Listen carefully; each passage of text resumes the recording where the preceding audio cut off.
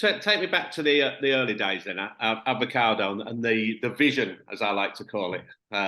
What was your vision when creating Avocado? How did you want to be different? You came from the corporate world, residential MD of Prospect, who, you know, obviously a big concern around the Reading M4 sort of corridor.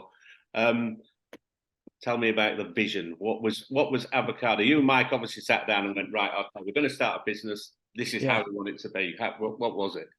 Yeah. So I was, what was I, 36 when Prospect made me redundant. And I'd been there 16 years. So kind of, that was all I knew. That was the only agents I'd worked for before. So I kind of, I understood that culture of what, you know, a strong independent looks like, very aggressive company, classic estate agent sort of stereotype, if you like, as a brand. But something happened when I had my daughter, my first daughter, which was a couple of years before that. She's 6 now, so she would have been about 2.5, 3, I think, at the point of redundancy. You just sort of shift a little bit on your moral compass, I think, and you kind of see things in a slightly different light. You're happy about the way people are spoken to, or you're not. And I think that was the moment where I started to look at things slightly different. I started listening to a lot more podcasts. I really got into my running. So inevitably, when the redundancy came, when I made the decision to stay in the industry, because I did flicker between getting out of agency altogether at that point, because, you know, it's a difficult time for anyone, especially when you've been at the same place for so long.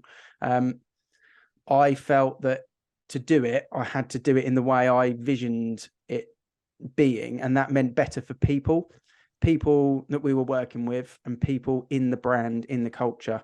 And really the idea for me, I was fascinated about how they do it in Australia, America, you know, South Africa, places like that, where it's one point of contact from start to finish. And I just always felt that in any industry, the business owner inevitably will give the best service to the client because it just means more to them. So to stop the complaint issue in UK estate agency, which for the last 2-3 decades has been in communication, how do we eradicate that? This was the blueprint of how we felt we could do that, by giving the client business owner service only, and giving estate agents the ability to start their own business without investing 100 grand and taking out a lease on a high street premises. Really, that was the concept around the idea. And then it evolved into the name, the brands. It went up a few levels with pink hoodies and stuff like that. And we made a bold statement that, you know, we won't wear suits and we won't drop leaflets. And that was nothing against the companies that do that. It was our statement of intent to the public. This is how different we actually are. And that's where it built. That was the early days. I was going to ask you about the hoodies, specifically the pink hoodies. Where did that idea come from? We were working with a marketing guy at the time who sort of designed the original kind of Avocado logo, and we were just having a bit of banter in his studio, actually, and we were kind of talking about the social media element of things and how we were going to do it. And we were setting up some videos, and we were like, well, what should we dress like? Because, you know, you'd only known suits before. If we're not wearing suits, what do we actually wear? And then we were like, well, we want to show we're marketing professionals, so let's dress like marketing professionals. And then we said, well, we could go, what's the opposite of a suit, from a navy suit from Next? And the opposite of a navy suit from Next was a pink hoodie. And we were like, well, let's get some pink hoodies and put those on. And that really does show we're not just going from A to B, we're going from A to Z as such. So that's where the pink hoodie came from, really. And when obviously, how's that perceived when, like, okay, so your guys are going out to do evaluation, they knock on the door. Do the people know that they're going to come pink hoodied up, or are they? I asked the question. Tell you what, I asked the question. I remember about 15 years ago when I was working in agency, and we did a start, me and my ex-partner, and I remember knocking on the door once, and I never ever used to wear a suit and tie. I always used to be fairly casual. Sometimes it was jeans, but generally trousers and open neck shirt and just a jacket. And I remember knocking on this door, and this lady said to me one night, she went, "Yes, can I help you?" I said, "I'm Steve from so-and-so, estate agents." She went, "Well, you don't look like an estate agent." I said, "Madam," she says, "it's the nicest thing anyone said to me all day."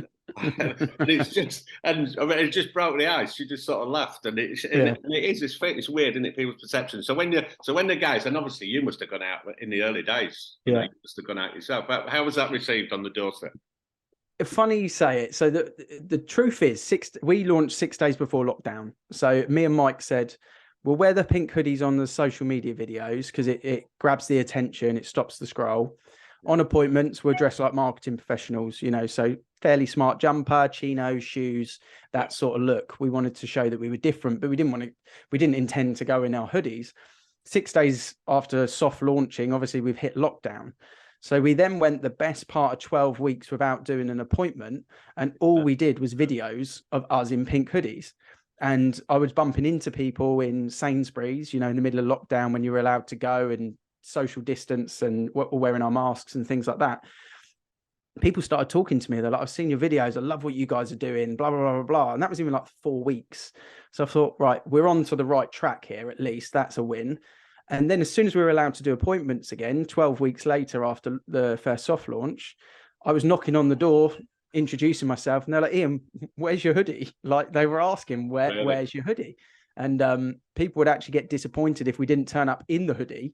We only had one each at the time, obviously new start budget and all that. Couldn't wear it all day, every day. So in the end now, it doesn't really matter what we wear, to be fair. Sometimes it's what I'm wearing now. Sometimes it's the pink hoodie. Clients have just bought into the concept. And a lot of clients actually have pink hoodies as well around this area. And, you know, it's great when you see them rocking around in your merch and stuff like that, just casually.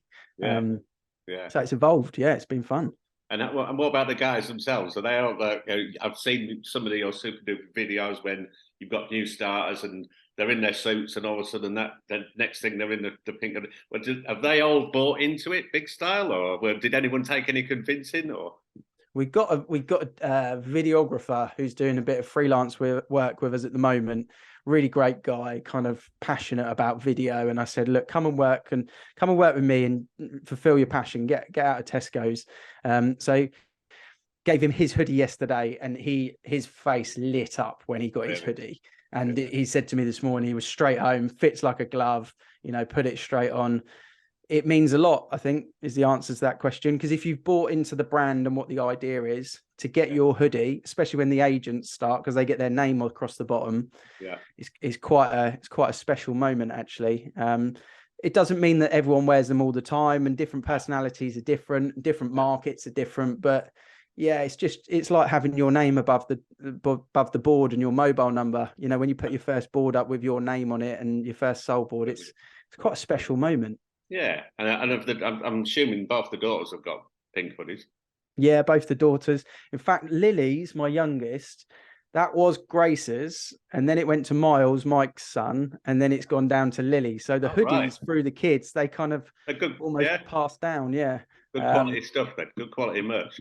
Good quality. Yeah, the avocado is getting a bit suspect colouring, but it will do for now.